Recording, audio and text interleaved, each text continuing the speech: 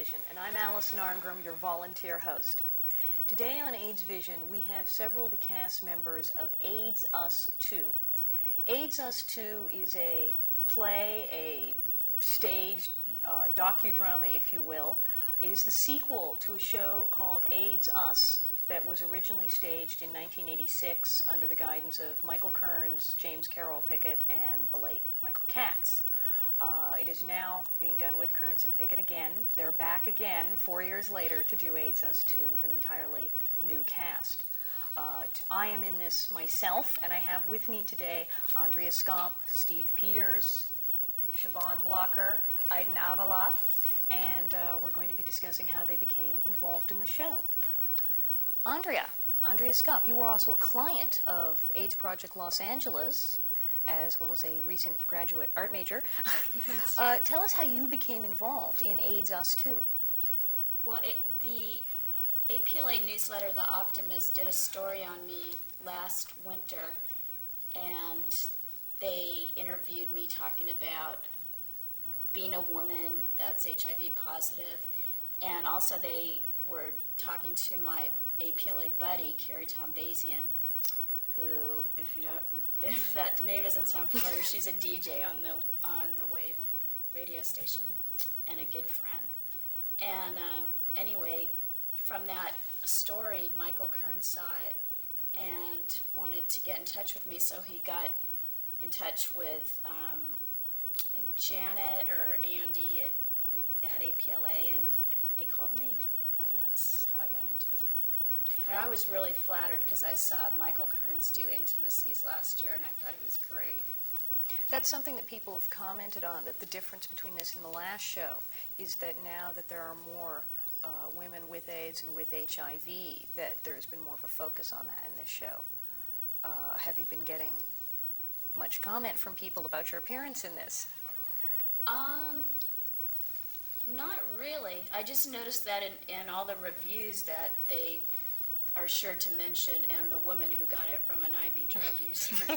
So I think the fact that I'm in the play, and I, being a woman that wasn't an IV drug user myself, wasn't out on Hollywood Boulevard, didn't get a blood transfusion, so I got it from a means that a lot of people don't hear about, and that's always pointed out in the stories. But as far as people talking to me about it, not really. My friends are really happy to see me in it. I understand this is also your first talk show appearance without a wig. That's true. Like I talk in the play about being on Geraldo and wearing this really big wig. I had some real floozy wigs in the past. I was on Our Magazine once, and I'm trying to be taken seriously, and they had me in this Marilyn Monroe or Angeline wig with the Ray-Ban sunglasses, fire engine red lipstick, and I look like a bimbo. I look like a major bimbo, and I'm trying to be taken seriously, and people are like probably thinking, yeah, right, I'm sure you didn't get it out on Hollywood Boulevard. But I mean that's because I left it up to their makeup department to fix me up. But yeah, this is the first time I'm coming out with it, and using my name in the play, and I felt pretty good about it. I always had ambivalent feelings about being in a disguise in the past, because I didn't want to perpetuate that this was something to feel bad about, something to hide, and yet I didn't want to jeopardize, my school career and my life at home. I didn't want anything to happen, so I had a lot of ambivalence about doing that. And now I feel pretty good about it, and I feel pretty confident that it's going to be okay. So you're actually out in public. This is the real Andrea. This is what she actually looks like. Yeah, her real hair. It's a definite improvement. I'm really pleased. Now, you have not had acting experience prior to this play. No, I mean, the token acting thing I did, the one token thing I was in As You Like It, in 12th grade. And I was a Cupid and a snake and a townsperson. I don't know if it's really preparation for AIDS Us too. Anything is possible. But yeah, no, I found that even having, I've been in plays, I've been on TV, none of that has been preparation for this. This is people telling their own stories and simply telling the truth. Yeah. How has this affected you personally? How has this improved your life? I feel so much better about myself doing this. I feel really good about not being in a disguise. I just have come to see how empowering that can be. Just getting rid of the wig and the sunglasses, and also I feel really good about spreading the word that heterosexuals should notice this. And like you were telling me, a friend of yours got the message after seeing me in the play, so I know I've reached out to at least one person. Yeah, you have. We also have, of course, Steve Peters, who needs no disguise. This is it. The Reverend Steve Peters, who is also a board member of APLA, in addition to being a reverend, a long-term survivor, a public speaker, singer, dancer, performer, and general nuisance. Okay, Steve, I gotta tell you. Tell me how you became involved in AIDS Us 2. I know there was some talk of your almost having been in AIDS Us 1. Right. Well, I was originally diagnosed in '82 and was sick from '82 to '86. And when they did the first production of AIDS Us, I really, really wanted to be in it. And I was very, very disappointed not to be cast in the show. I went to the auditions that they had and didn't make it because they already had too many gay white blonde male participants. But fortunately, I survived another 4 years, long enough to be in this show. And Michael Kearns called me up and said, well, we're doing it again. You get another chance. So I got to do it this time, and I'm thrilled. Now, you have quite a bit to do in this show. You also are the only person in the show who actually dances. This show is the first musical comedy production of AIDS Us, Right. it could almost be described as. Tell us about, because we don't have facilities for you to dance here, about how you use dancing in your sermon. Well, when I was initially diagnosed, I was invited to preach the Easter sermon 2 weeks afterwards. And what I discovered Easter meant to me was that they could tell me the worst thing they could possibly tell me, that I was going to die from this horrible stigmatized disease, and I could still dance. And I did, and I tap danced throughout that Easter sermon. And it's become my whole approach to living with AIDS. That, yeah, you can tell me I have to have a spinal tap. I can have dementia, neuropathy, all these different things. And I can still dance. And so that's become the metaphor for me of surviving and thriving with AIDS. Yeah, you do dance in the show. In fact, right up a flight of stairs last week. It was most impressive. And now, I know one of the things we've had is that in the show, you always wear the collar. You don't normally wear the collar 24 hours a day. No. But we've really sort of played it up in AIDS Us 2. We play up My Little House on the Prairie. We play up your being a reverend. There's been the connection to being a reverend with AIDS seems to make a big impact on people. What kind of response have you been getting? Well, I think that a lot of people are surprised, or it's startling for people to find out that there is a minister who has AIDS. I mean, of course there are ministers and priests who have AIDS, but it takes people by surprise because people make all kinds of assumptions about who has AIDS and who doesn't. But I think that one of the emphases of the show is our spirituality and how we've all handled AIDS and how that has affected our feelings about God. And certainly looking at death the way you have to look at death when you're involved with AIDS makes you think about what you believe and how God interacts with you in your life. So I think that's a major theme of the show. Although it's not a religious show by any means, I think we all do rely tremendously on our spirituality. You also get a lot of questions about why you have survived 8 years. Do you have any? Well, for one thing, I like to tell people God is greater than AIDS, and God's still in the healing business, and we still have an awful lot of people dying from AIDS, but it's important to know that there are people who are surviving 5 years, 6, 7, 8 years with this disease. It's important for people who are newly diagnosed to know that you don't have to accept this as an imminent death sentence, that you can lead a full, active, quality life with AIDS. And it's real important for people to find that out. So I guess I kind of stand for that in the show, the hope that people are going to be surviving this disease longer and longer. I was terribly, terribly sick for 4 years with terminal cancer and all kinds of diseases. Was very fortunate to go on an experimental drug in '85 that put my cancers into complete remission. And once I got over the toxic side effects of the drug, I got better, and I haven't been sick since '86. Even though I'm still HIV positive. The virus is dormant, my immune system is normal, and I'm doing fine. So if that can give people hope, that's my primary task, I feel, in the show and in my life in general. Yeah, later on, we're going to be doing scenes from the show. We'll be talking about your cancer diagnosis. Right. And I'll stress that at this point, the cancer is in remission. That's right. I show no evidence of disease. I had 2 forms of terminal cancer, Kaposi sarcoma and lymphoma. And both of them were put into complete remission in '85. And I just had a CAT scan last month and shows that the cancers are still in complete remission. No tumors anywhere, no evidence of disease anywhere in my body. Do you expect to be in the next AIDS Us 3? If invited, I will perform. All right, I will be glad to be there with you. We also have with us Siobhan Blocker. Okay, she's not really Siobhan Blocker anymore. She is now Mrs. Aiden Avila. Yeah. And I was there. In fact, I was matron of honor, and it was wonderful. We had a wedding after the show where they were married, and Steve performed the ceremony, and we were all in the wedding party. It was most impressive. Siobhan, how did you get hijacked into this?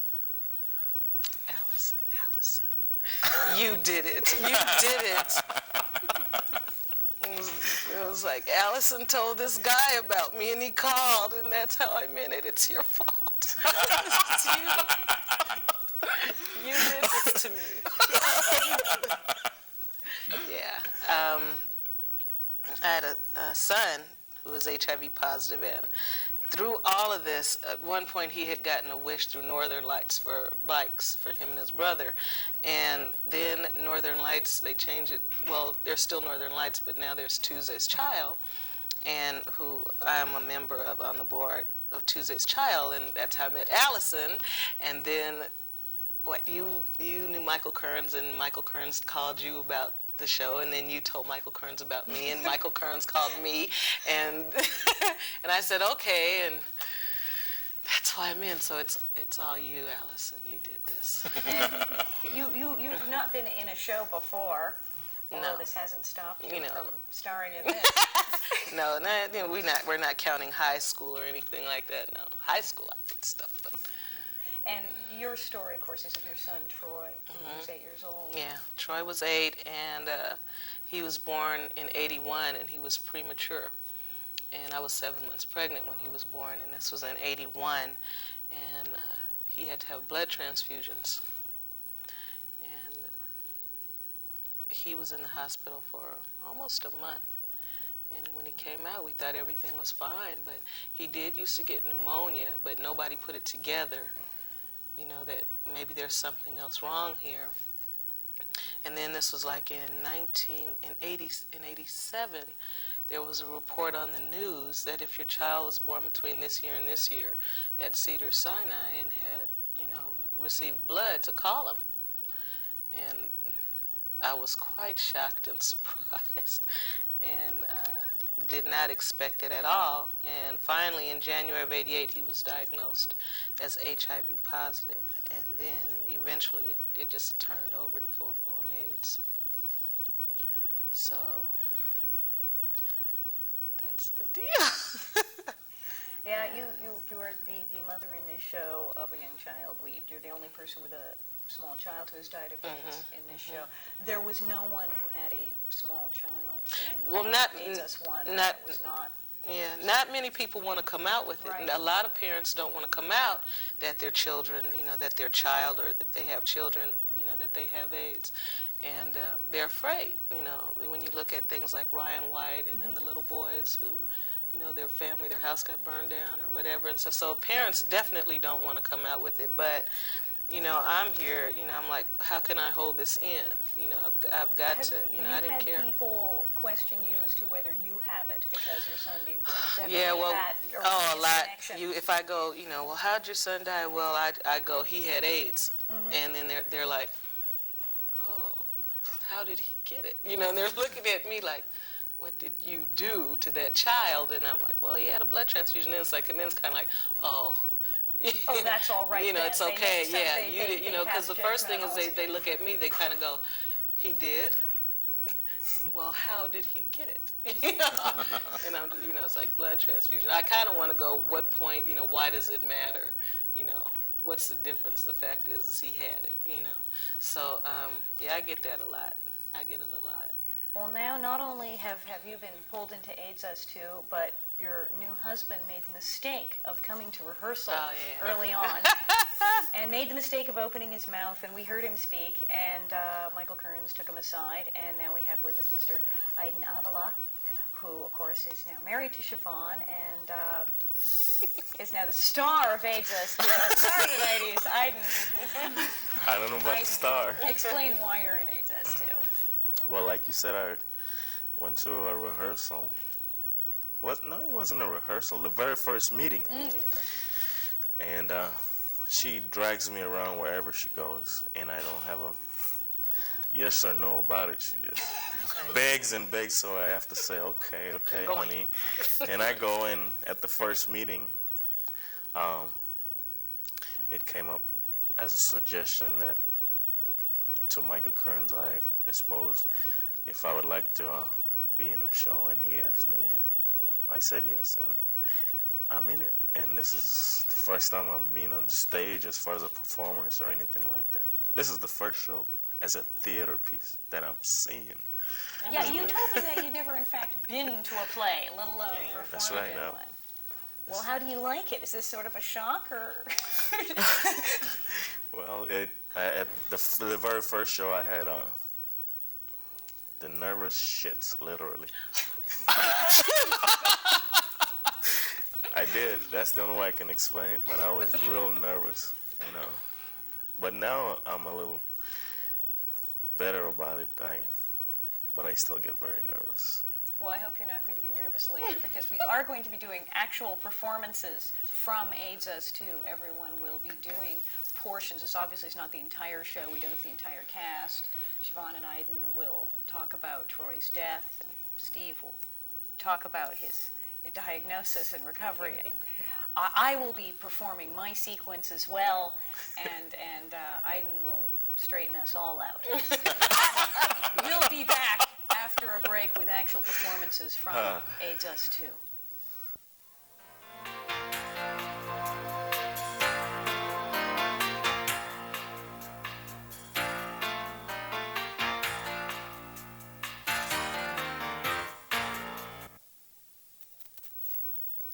I'd broken up with Joe and I was living with Jeff when I got the test results.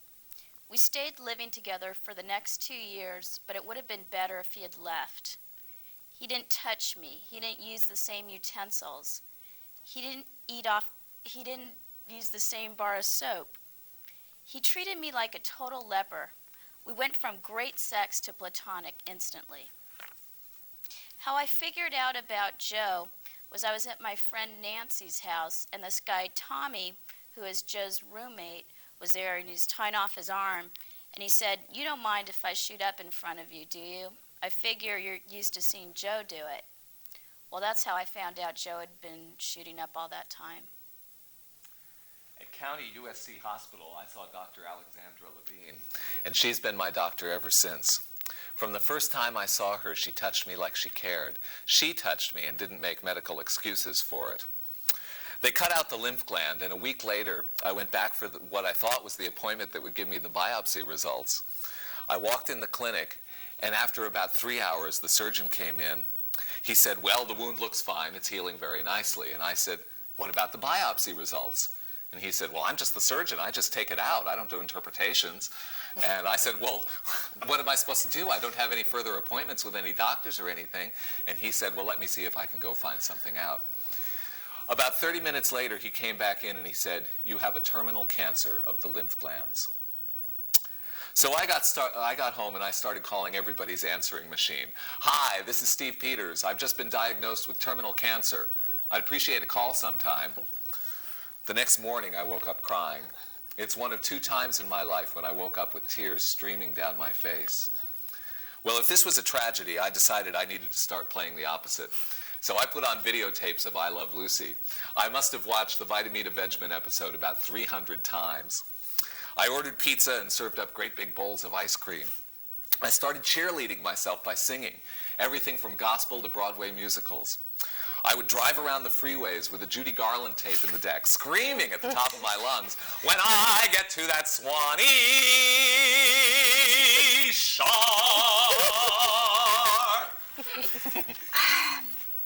So I went into hotline training, which was great. See, I left Hollywood High School in the 11th grade because I flunked algebra and biology. But on my hotline exam, I got 128 out of 130. Why my brain should suddenly kick in after years of sleeping through high school, I have no idea. Suddenly, I become a molecular biologist. I can now quote you chapter and verse on CD4 receptors, on the GP120 on the envelope of the virus. I can tell you about your T4 cells and your T8 suppressors. I can tell you about HIV the virus. I can quote you the stats from the Zaire condom study on 122 married couples. I can tell you about circumcision and its effects on transmission. I can tell you about gamma interferon, AZT, and DDI. I can quote you the whole damn book. In high school, biology was just not all that important. I talked with Troy about dying. I told him, you know, if you ever get really, really tired and you just don't feel like fighting anymore, that's okay. And Troy said, "But I don't want to die."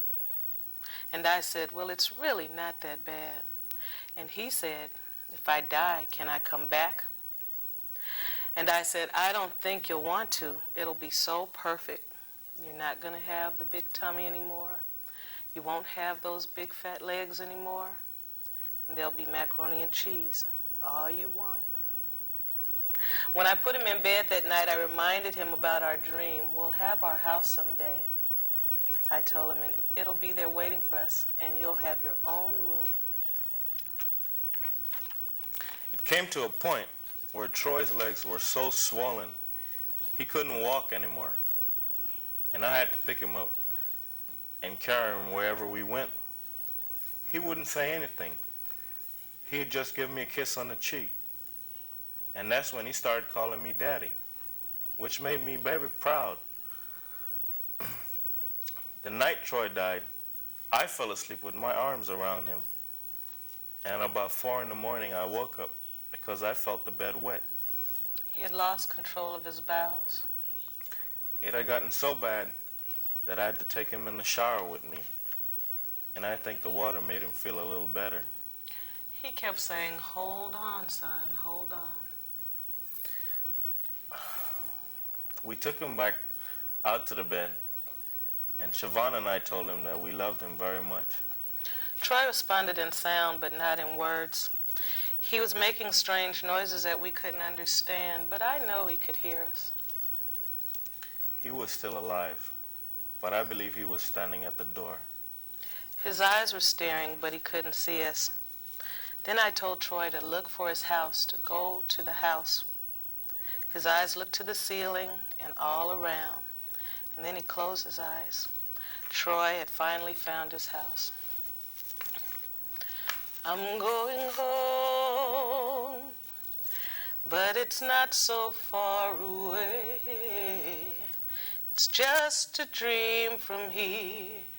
I can see it very clear. I'm going home. Gotta meet the setting sun. Got a room to call my own. But I won't be all alone. You can call me on the phone. A house with a yard and a dog and a cat. A house, you can't ask for much more than that. I'm going home, but it's not so far away. If your mama says it's okay, maybe you can come and play. I'm going home, so say goodbye to everyone. There's a yard where I can play. I'll eat candy every day. I close my eyes and say, a house with a yard and a dog and a cat. A house, you can't ask for much more than that. Let me tell you something, and I'm speaking to all those people who are so afraid of catching AIDS by touching someone or even by being in the same room with someone, breathing the same air. You don't get it that way. I cleaned Troy's body from head to toe, and I had his blood and his stool on me. And I don't have AIDS. I'm not HIV positive. No, and I personally feel it's come to the point that it's real stupid and very ignorant and naive for people that feel that they catch it that way, because there's too much education out there now, knowledge for you to get, and you simply don't have any more excuse. And my name is Aiden Avila, and I'm different. My name is Andrea, and I'm one tough cookie. My name is Siobhan, and I'm one hell of a woman. My name is Steve, and I'm a miracle. And my name is Allison, and I am a friend. And this has been AIDS Vision. Thank you for watching.